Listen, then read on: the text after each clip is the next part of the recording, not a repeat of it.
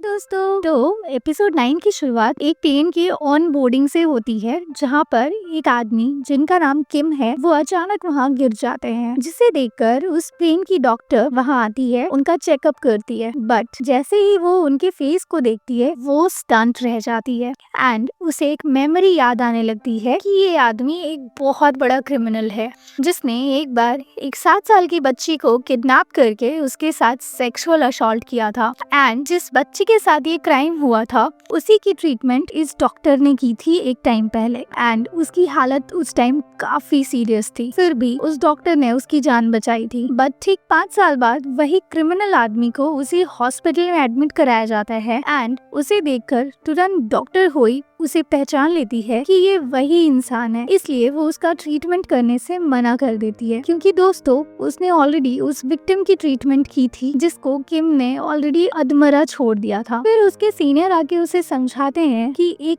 Doctor की ethics पे बने रहो, अगर तुम्हारा दुश्मन भी यहाँ ट्रीटमेंट के लिए आए तो एज अ डॉक्टर प्रोफेशन अपनी ड्यूटी को पूरी करो। बट डॉक्टर होई अपनी जिद में ही रहती है एंड उसका ट्रीटमेंट नहीं करती एंड उसका ट्रीटमेंट फिर दूसरे डॉक्टर्स करते हैं एंड वो बच जाता है। अब कहानी प्रेजेंट में आती है, जहाँ डॉक्टर होई फिर से किम को प्लेन में ट्रीट कर रही हैं, बट वो उसको सच में ट्रीट करती है या नहीं ये तो क्लियरली नहीं दिखाया गया। बट हमें पता चलता है कि किम की वहीं प्लेन में मौत हो जाती है और ऐसा लगता है कि डॉक्टर होई ने ये सब कुछ डेलिबरेट होकर किया है, इसलिए किम की फैमिली आई हुई है और डॉक्टर होई के ऊपर केस करते हैं वो लोग कि उसने जानबूझकर किम को मार डाला है, यानी एक मर्डर चार्ज लग रहा है डॉक्टर होई के ऊपर। अब डॉक्टर होई चली जाती है युलिम law firm Seok who and योमिन के पास, अपनी स्टोरी सुनाती है और वो रिक्वेस्ट करती है कि उनकी हेल्प की जाए। अब यहाँ सियोक उनसे एक क्वेश्चन पूछते हैं कि क्या सच में तुमने इंटेंशनली किम को मार डाला? डॉक्टर होई रिप्लाई करती है नहीं, उसने जानबूझ के ऐसा कुछ भी नहीं किया है, बट सारे सर्कमस्टांसेस एंड क्रोनोलॉजी से यही लगता है कि उसने जानबूझ के ही उसका खून कर दिया हो। अब ब्रेक रूम में मिस केवॉन की मुलाकात एक नए और उभरते हुए लॉयर होई योन जियोन से होती है। वो बहुत मेहनती है एंड अभी लीगल लैडर के नीचे लेवल पर है, क्योंकि उसके एग्जाम स्कोर्स कुछ खास नहीं थे, लेकिन मिस केवॉन उसे युलिम फर्म में काम करने का मौका देती है। उसके बाद जब मिस केवॉन बाहर जा रही होती है तो वो देखती है कि मिस्टर ली रजिस्टर के पास थोड़ी दिक्कत में है, उनका कार्ड बार बार डिक्लाइन हो रहा होता है। तो मिस केवॉन आगे बढ़कर उनकी हेल्प करती है, तो पता चलता है कि उन्होंने अपनी कंपनी रूस्टोन फंड में खो दी है। हाइनिक कोर उनकी जिंदगी भर की मेहनत थी और ये हाइनिक कोर एक टेक्नोलॉजी है जो खुद मिस्टर ली ने डिजाइन की थी, लेकिन अब उनका कंट्रोल में नहीं रही। वो ब्लूस्टोन कंपनी ने पहले ही 15 बिलियन वॉन इन्वेस्ट किए थे और बाद में मिस्टर ली पर एम्बेजलमेंट और दूसरे गलत चार्जेस लगाकर उन्हें कंपनी से निकाल दिया जाता है और आज उनकी हालत बहुत खराब है, यानी एक हाईली टेक सेवी को सिर्फ कंपनी वालों ने यूज करके उसे निकाल दिया एंड फिर कंपनी वालों ने हाइनिक कोर टेक्नोलॉजी को एक अमेरिकन कंपनी ऑप्टलिन को बेच दिया 120 बिलियन वॉन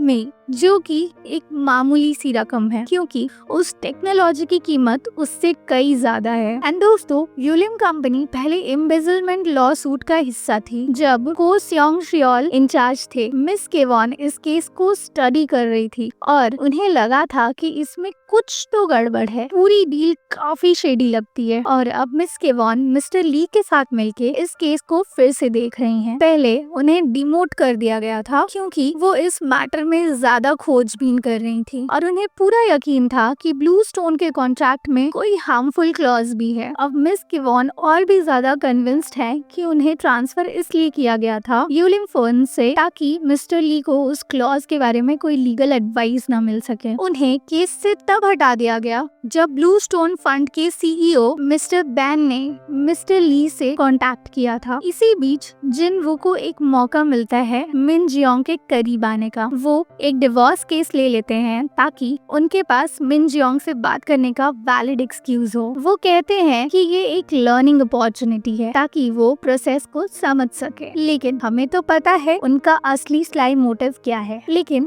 बात उनके प्लान के मुताबिक नहीं होती है क्योंकि मिन जियोंग सीधा उसे मना कर देती है। फिर भी जिन वू अपने दिल की बात कन्फेस कर देते हैं। मिन जियोंग को लगता है कि वो ये सब उसके पास्ट के लिए सिंपैथी से कह रहे हैं, पर असल में जिन वू उसे पहले से पसंद करते थे। बस अब वो फीलिंग्स और गहरी होती गई एंड उन्हें और हाइड नहीं कर सकते थे वो। मिन जियोंग वहाँ से चली जाती है लेकिन उसकी बातें उनकी दिमाग में रह जाती है और वो क्लियरली शॉक्ड और इमोशनल फील करती है क्योंकि वो नहीं चाहती कि जिन वू किसी भी तरह के रिलेशन को उसके साथ रखे क्योंकि वो अपने आप को उस लायक ही नहीं समझती। वापस कहानी फिर से केस पर आती है। यो मिन किम वाले केस के लिए एक एक्सपर्ट ओपिनियन लेती है। उसे पता चलता है कि किम को एक जेनेटिक डिजीज थी जिसका नाम है वास्कुलर एहलर्स-डायनलॉज सिंड्रोम, जो काफी डेंजरस होती है और फैटल कम्युनिकेशंस क्रिएट करती है जैसे रप्चर्ड आर्टरीज। अगर ये बात सच होती है तो ये डॉक्टर वोइक के केस के लिए एक बड़ा एडवांटेज हो सकता है।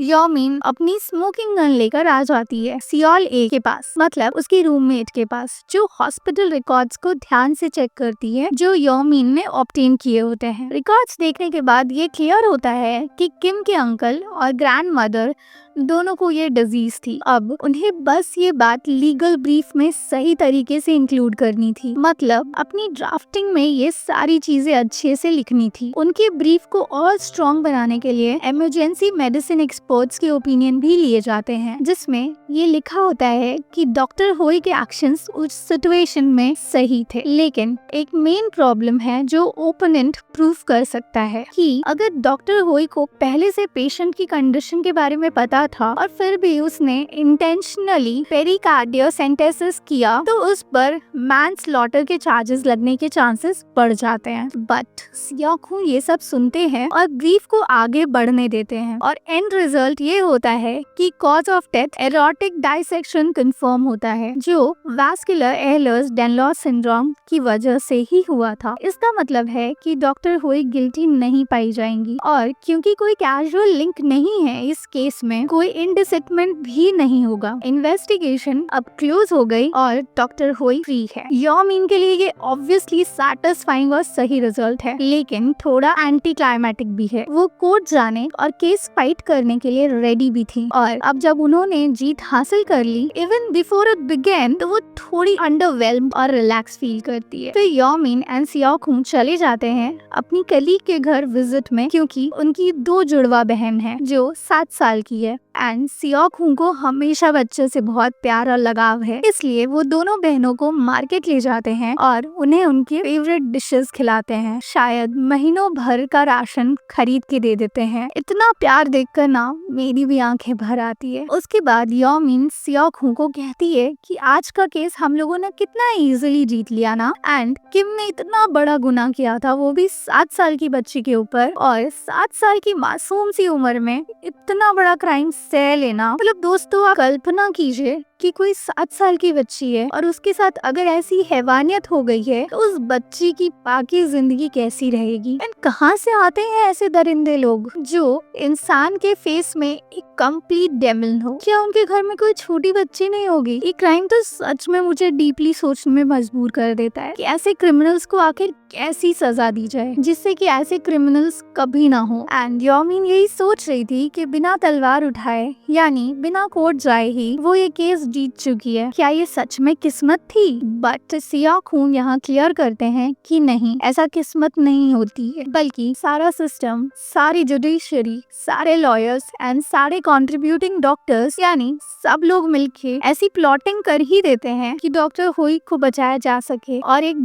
जस्टिस लाया जाए इस इविल एक्ट के अगेंस्ट। दोस्तों यहाँ पर एक मैसेज है, अगर आपकी लाइफ की आउटकम्स, इफेक्ट्स एंड इन्फ्लुएंस सिर्फ लोगों को दुख और तकलीफ और अब्यूज ही पहुंचाए तो लोग हमेशा आपको एक थ्रेट और इनसिक्योरिटी ही मानेंगे, जैसे किम के साथ हुआ। यानी किम की जिंदगी की स्टोरी, उसका आउटकम इतना गंदा था कि लोग उसके मौत में भी इंसाफ को ढूंढ रहे थे। एंड आयरनी तो इस बात की है कि एपिसोड में इसको रिवील भी नहीं किया गया कि डॉक्टर होई ने उसे डेलिबरेट होकर मारा है या नहीं, यानी इससे कोई फर्क ही नहीं पड़ा एपिसोड में। इवेंचुअली एक एविल एक्ट को जस्टिस मिला एंड एपिसोड का फोकस उसी पे रहा। बट मेरा एक पर्सनल ओपिनियन है यहाँ पे, एक पापी को मत मारो, आप उसके अंदर के पाप को मारो। एक क्रिमिनल के मौत से ना कुछ भी नहीं बदलेगा, बल्कि उस क्राइम को खत्म करो उसके अंदर से। एंड उसे खत्म करने के लिए कुछ इनिशिएटिव्स या एफर्ट्स को इम्प्लीमेंट किया जाना चाहिए। ऐसा एग्जाम्पल सेट करना चाहिए कि क्रिमिनल्स को रिपेंटेंस की फीलिंग आए। एक सही अपब्रिंगिंग देनी चाहिए लोगों को, एक मॉरल बेस्ड एजुकेशन सिस्टम पे जोर देना चाहिए ताकि ये क्राइम, ये पाप शायद कुछ कम हो सके। इसी के साथ ये एपिसोड यहीं पर एंड होता है। उम्मीद करती हूँ कि ये एपिसोड आपको पसंद आया हो। मिलते हैं नेक्स्ट एपिसोड में। Till then, thank you and take care.